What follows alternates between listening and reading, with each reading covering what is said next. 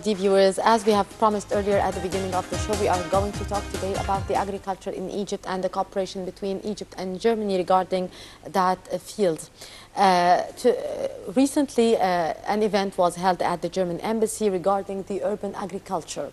To shed more light on that, we are very much delighted to have our very dear guests, Dr. Osama al-Behiri, Professor of Agriculture. Hello, Doctor.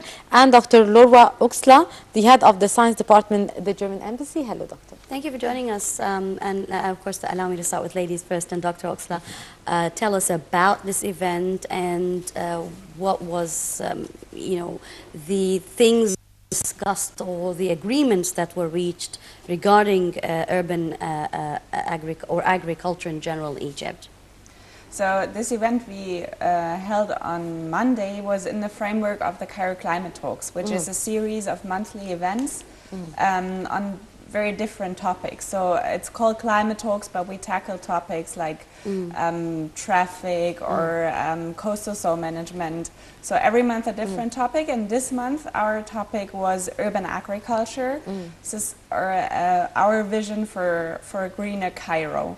And when the topic was introduced to me, I was not so sure if we should tackle that, because normally I was just going to ask you, is there anything left green in Cairo? But the thing is, we normally have a one-day expert workshop and a panel discussion. I just thought, like, green rooftops, maybe this is not enough food for discussion for a whole day and a whole evening.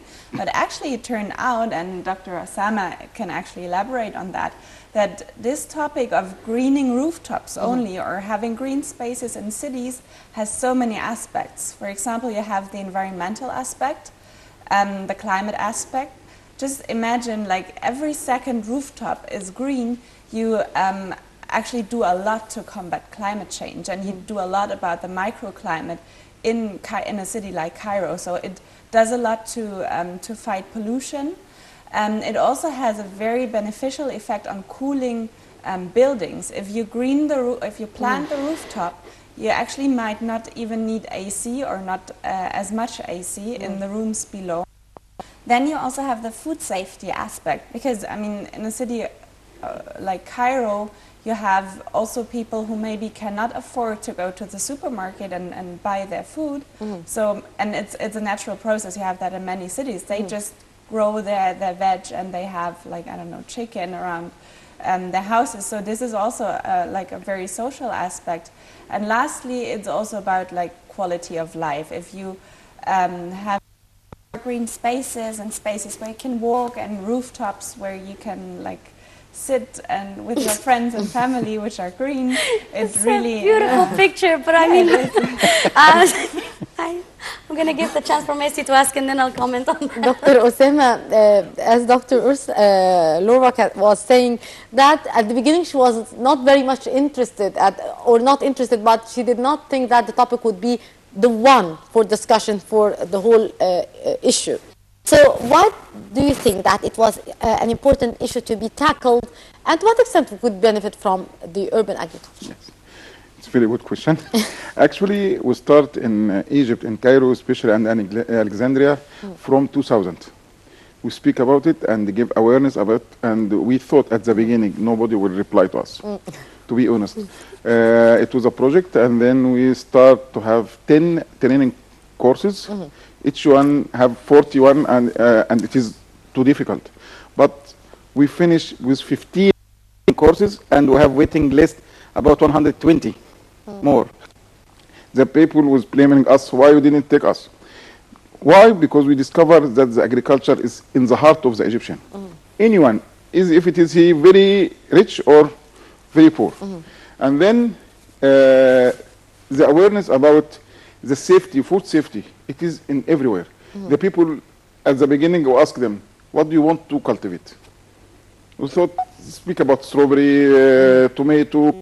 The people say about rockets with the leafy crops, lettuce. It was What about the other plants which could be cultivated easily on rooftops, like what you have kindly mentioned, rucola, dill, tomatoes, Yes. lemons? Everything. Everything you can, all horticulture crops, even if it is fruity crops or leafy crops. But it's easy to do so on Very easy. rooftops, We make it Dr. very Osama? simple, you know.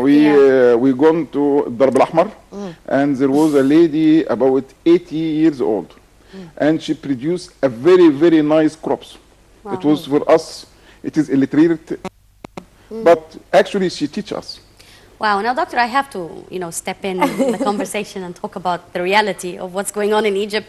I mean, in a country where you have people who have paid no attention to their health, to education, illiteracy, poverty, and so on, the list can go on forever. And then you come and you try to persuade them to go green and to, go green on the rooftops to breathe better oxygen that I don't think they've ever tried throughout their whole, I mean, they live, they die, and they don't know what clean oxygen is. Really, it's sad to go green. And then in a country where the buildings are so high and you have, hundreds of people living, and unfortunately, Yasmeen, which I have to rooftop mention are too, they going to be working on? the rooftops are covered by Satellite satellite dish. I mean, this is a beautiful, this is like the trademark of Egypt when you come with the plane. You dive into the pollution first, and then you see the buildings that are like blocked each other, and it's like filled with satellite television, as if the whole population has like 3-4 satellite television. We're talking about culture. We're talking about awareness. We're talking about space. But so still, there's I think it's doable. You're right. So many. What are you doing? What is the role of this conference in terms of following up on the steps that needs to be taken before you implement your, idea itself? Well, to come to your first point, actually you're right. A person who is not very well educated, you won't convince them by telling them it's gonna look very nice and your air will be less Better. polluted. But you convince them by telling them if you grow your own veg and your own whatever on the spaces, on the very limited spaces you have, you actually save money. You have your own food, and it might. And this is what the project did. It might even be a source of income if you sell it on to others. And this actually worked out. I mean, you won't get rich by this, but actually the pilot project German Development Corporation was engaged in together with an Egyptian company. They actually help people to gain a little bit of money with that. So this is how you could convince the poor. Now, of course, you're right. The rooftops are not unused. There are like multiple uses to. It's rented, by the way, little small rooms Yeah, rented on the rooftops. You have rooms on the rooftops. You have the satellite dishes, but still, I mean, and you know better. You've been on many rooftops in Cairo, and actually also our pilot project. I think they have, like, I don't know the number, but I think at least 20 rooftops and they will increase. So there are still rooftops where you have a little bit of space and actually doesn't need the whole rooftop. You can have satellite dishes and a small garden. Dr. Laura, we want to comment about this photo on the screen now that we are seeing. It's the German ambassador, Julius Georg Loy. He opened the discussion, and he talked about the relevance of rooftop gardens also in Germany. And here you see the winner of a competition. She's called Monica Michel. She is a student at Cairo University, and she initiated an initiative called EAT Initiative. And they actually used recycled materials, for example, bottles and old wheels, as well as organic waste, to produce fertilizer, and they try to make rooftop social spaces. So out of the recycled materials, they make a nice barbecue area with chairs and a table. And with the fertilizer, they try to grow greens. And actually this project won. We had a competition which was called Your Vision of a Greener Cairo, and we got like many contributions to that. We got videos, we got photos, we even got like scientific papers handed in. But this one actually convinced us because it was very practical. It was not about how to build a green city from scratch, because this is just not relevant to Cairo. Maybe to to new capital Yes, Cairo of once course. it's For now, we for the next 10 seeing years. here Can't promise you it will stay like that. Yasmeen as well. We are seeing other photos. I believe it's for the event of the urban agriculture. So how do you see this event and how it could be applied on people? How can we deliver the outcome of this event to the people and increase their awareness? How can we reach the people? maybe you want to answer this or Dr. Yes, Osama please. Yasmeen. Yes.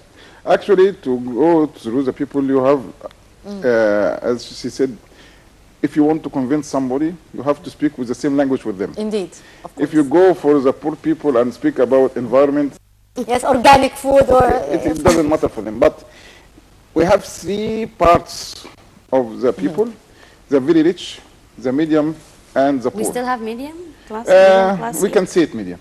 Okay. When we speak with the very poor people, you speak about how you can produce your food and get income. For the medium people, you know, have you produce your safe food. For the very rich people, you speak with them about the environment, with something beautiful, about the money. Then everyone you have to speak with them. If I go to a seminar and I know the people who are coming, you know, I speak with the language of them. Not with the same language, you know. Then you can attract the people because the urban agriculture not only for production. It is for environment, as Laura said. It's for cleaning the green the roofs. And also can make some between the people, because if we are living in one building, then if you can make a share with each other to produce things for the building, then you get communicate. If you get communicate, then you have a good life with the people, instead of fighting or something, do something wrong. Or even in the street, you can make, you know, but especially in the new areas. Then it is far from the market. Then you can get one place and then cultivate the whole roofs, or can you be changed with each other? Then you have to communicate with this. Also for environment, you are reducing the temperature. If I go to some people and you know the bill of the electricity is coming very high, Yes. if you reduce it by 50%, because only you put the green area on the, especially on the top, this is, you can speak with them about that. This is enough for them. If you speak about not use pesticide or insecticides, because if it is a roof clean, there is no insects. Mosquitoes? Yeah, for the you know, for mosquitoes, you have to have something is not clean. Yes. You know, if you clean it to reduce it, then you are reducing, you are improving your health, you are reducing, using the pesticide, don't go to Yes, the of doctor. course. It's a lot of things, you know. Then you can speak with each groups what the language you are speaking. Yes. Yes. Now, was this initiative own? I mean, you said this climate change is the main theme of the monthly conference, and climate change has become the talk of the hour. But I'm not really sure if the world leaders themselves, starting with them, or maybe the scientists. I always put scientists before world leaders because they do the studies to find out exactly what is happening on Earth and outside.